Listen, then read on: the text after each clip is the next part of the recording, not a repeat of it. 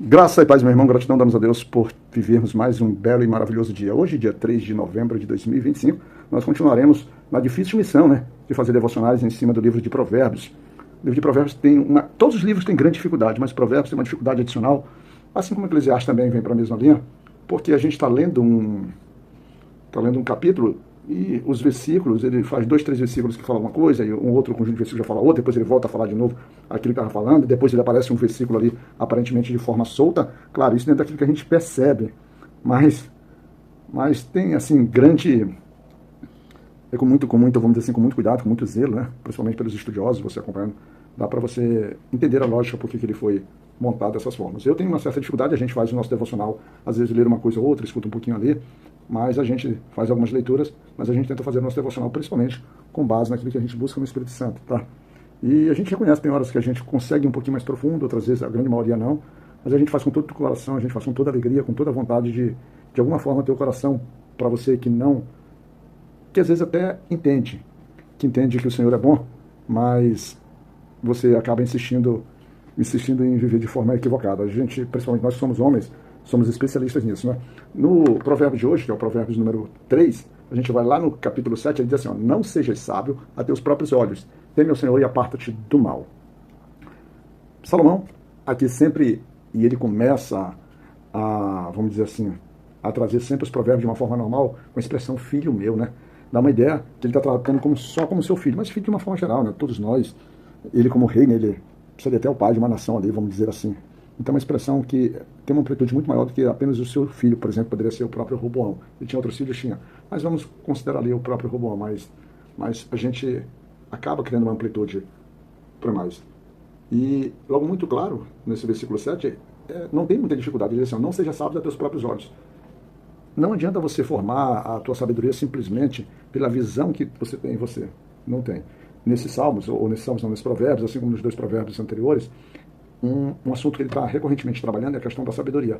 E aqui é algo também nesse sentido também voltado para a sabedoria. Quando a gente analisa as coisas, decide as coisas, ou toma decisões pautadas simplesmente aos nossos próprios olhos, ou seja, a nossa forma de ver, certamente a gente não está sendo sábio. Por quê? Porque a palavra do Senhor nos estimula a gente buscar conselhos, e bons conselhos. A gente vamos dizer assim, se municiar, se estruturar de pessoas que têm capacidade, que têm caráter, que têm uma boa vida. E a característica sempre, e aqui no 7 também vai retomar isso, é a questão do temor ao Senhor, porque ele diz, teme ao Senhor e aparta-te do mal. Teme ao Senhor e é fundamental apartar-se do mal. Quando a gente vai no versículo 5, que é anterior ao 7, ele diz assim, confia no Senhor de todo o teu coração e não te estribes no teu próprio entendimento, fazendo mais uma vez, dizendo assim, olha, tem diversos assuntos que você aparentemente tem uma capacidade de discernir, de decidir, mas tem milhares de decisões na tua vida que não vai ter capacidade. E ele, para essas coisas como um todo, na verdade, para toda a tua vida, ele diz assim, confia no Senhor de todo o teu coração. E para a gente confiar em Deus de todo o teu coração, é importante que ele faça morada dentro do nosso coração. Lembra quando a gente tem aquela expressão na Bíblia assim, de tudo deves guardar, a gente pode logo afirmar que você deve guardar o teu coração? E é isso que a gente vem procurando. Provérbios, de uma forma geral, ele vai te estimular a isso. Ele vai te estimular a que você possa guardar o coração, e esse guardar o teu coração basicamente você se preencher do Senhor, se preencher do Espírito Santo, mas principalmente de uma forma muito mais palpável, muito mais entendível, a gente o quê? Vamos dizer assim, se alimentar da própria palavra do Senhor, guardando os mandamentos, guardando os conselhos, guardando as exortações, guardando, vamos dizer assim, os apontamentos e trabalhando no sentido de a gente até entender como o Senhor quer trabalhar sobre a nossa vida. Aqui, ele vai trazendo tudo isso, e o interessante é que ele diz o seguinte, lá no versículo 8, isso será saúde para o teu corpo e refrigério para os teus ossos. Por quê? Porque o corpo responde de forma correta. Os teus ossos, quando a gente está em pecado, eu acho que até mesmo Davi, ele falava que os ossos dele estavam, vamos dizer assim, fracos, Ele diz isso porque Davi lá nos Salmos, Salmos 32, no versículo 3, ele diz assim, enquanto calei os meus pecados, envelheceram os meus ossos pelos meus constantes gemidos todo dia. Ou seja, uma vida de pecado é uma vida que destrói os próprios ossos, enfraquece os próprios ossos. Os ossos se tornam frágeis. E diferentemente disso, numa linha contrária, ou numa oposição do que aqui está dizendo, aqui não. Aqui ele fala que quando nós tememos ao Senhor, quando nós observamos as exortações da sua palavra, quando a gente não confia, ou seja, não se sustenta no nosso próprio entendimento, quando nós não nos afastamos da benignidade, da fidelidade, quando nós não rejeitamos a correção do Senhor, quando nós honramos o nosso Senhor com os nossos bens, ou seja, com as nossas riquezas, com as nossas posses, quando nós reconhecemos reconhecemos o Senhor, a presença dele, o direito dele de digitar a nossa caminhada e o nosso caminho. Quando nós, de todas as formas, né, a gente não se afasta da própria repreensão do Senhor, ele diz que a nossa saúde, a saúde do nosso corpo, ela irá bem. A gente consegue prosperar com saúde. Mas aí, eu tenho certeza que todas as vezes que você está lendo um livro como esse, você se pergunta assim, mas é tanto filho de Deus que adoece, que morre, que às vezes pega doenças extremamente sérias. Pois é, né? A gente sempre fica com essas questões aqui, nós somos mortais, nós ainda temos o fruto do pecado, o envelhecimento do corpo. Então a gente ainda está nesse corpo aqui. E é tanto que a gente acaba, vamos dizer assim, retornando ao Senhor. Essa purificação, essa capacidade de resistir a essas doenças só se dará quando o nosso corpo se tornar incorruptível. Mas por enquanto, aqui o Salomão ele nos dá vamos dizer assim, uma forma de a gente aprender a viver melhor sobre a face dessa terra. E para que a gente possa ter o direito, né, e ter a possibilidade de alongar os nossos dias. Nesses salmos, nesses provérbios, eu falei tanto, nós estudamos tantos salmos que eu todo o tempo falo salmos. Nesse provérbios, ele, inclusive, ele nos estimula na busca da sabedoria e do conhecimento. Ele fala que o resultado de tudo isso, ou seja, as benesses, é como se fosse ouro e prata, dos mais finos, dos mais rebuscados, dos mais valiosos. Ele compara essa sabedoria com as grandes pedras preciosas, com as riquezas, e ele diz que a sabedoria ela é a própria árvore da vida. E onde é que está a sabedoria? Você lembra? A sabedoria está naqueles que temem ao Senhor.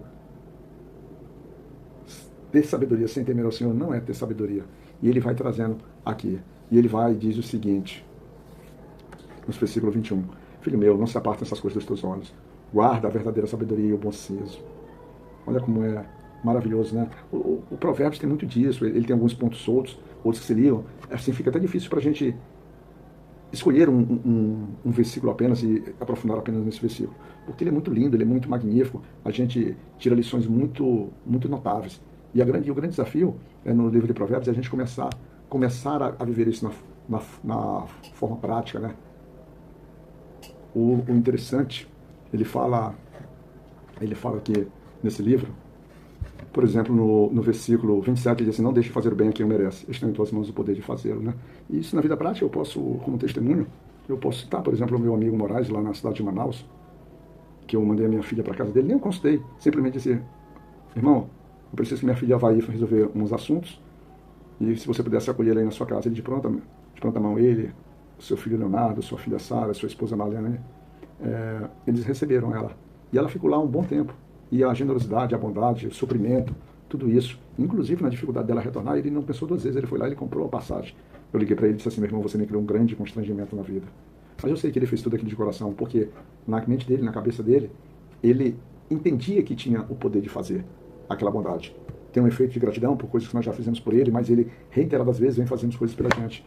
E o que eu acho interessante na presença, por exemplo, da minha filha, que acabou ficando mais dias do que eu previsto na casa dele, é que eu espero que o Senhor tenha tido um propósito muito especial. Às vezes, e aí como exemplo prático eu posso dizer, quando o tio da minha esposa, que a gente chama de Raimundinho, veio aqui em Belém, eu e ela nós estávamos quase separando, porque ela estava num processo depressivo, ela não estava se adaptando de forma nenhuma aqui à cidade de Belém, quando nós chegamos em 2021, em plena pandemia. E a chegada do Raimundinho aqui na nossa casa, que eu não tinha nem tanta intimidade com ele, mas Deus aprova que viesse, e graças a Deus foi abençoador. Ele trouxe vida, trouxe paz e trouxe uma possibilidade da gente continuar. Tanto que a gente está hoje, no ano de 2025, juntos. Passou por o socorro dele. Quem sabe, por exemplo, a minha filha não tenha tido um papel importante também na casa do meu irmão, de alguma outra forma, de alguma outra necessidade, ou que fosse simplesmente para lembrar para ele, para os filhos, para Marliane, que também é uma pessoa que busca muito a palavra do Senhor, mas que às vezes tenta trazer para dentro da sua casa e tem uma certa resistência, porque as pessoas têm uma outra visão. Quem sabe se minha filha não foi auxiliar nesse processo. Então são coisas que a vida ela vai estabelecendo e abrindo caminho para todos. Mas o que a gente pode deixar como mensagem final é a própria essência. Cuidado como tu enxerga as coisas. Você não é dono da razão. Todas as coisas nas tuas decisões têm que ser buscadas aqui na palavra do Senhor para que tu possa entender essencialmente como Deus quer, para que a gente possa assim decidir. Não seja sábios. Quer dizer, não seja sábio a tua própria forma, seja sábio da forma como Deus tem te instruído. E para isso você precisa estar preparado no sentido de estar disposto a receber do Senhor as correções que são necessárias. Meu irmão, aqui nesse texto ele diz assim, aparta-te do mal. Lá no versículo 7 mesmo, aparta-te do mal. Se você está em alguma prática, que você tem plena consciência, mas a tua vaidade te conduz a isso, toma cuidado. O preço disso será muito alto. Às vezes não só para você, quanto para a tua própria família. Cuidado. As maldições acabam passando, até que alguém tenha a condição de, no Senhor, se encontrar no Senhor, para poder quebrar e renegar essas coisas que são ruins. Vigia, meu irmão, vigia a tua casa, cuida da tua esposa, cuida do teu marido também, e vocês juntos cuidem dos filhos, para que tenha uma casa abençoada, e para que vocês possam instruir os filhos como Salomão vem instruindo aqui, quando ele diz, filho meu, tá certo? Fica na graça de Deus Pai Todo-Poderoso, tenha alegria por estar sendo sustentado e mantido pelo Senhor, e que Ele continue a nos cuidar.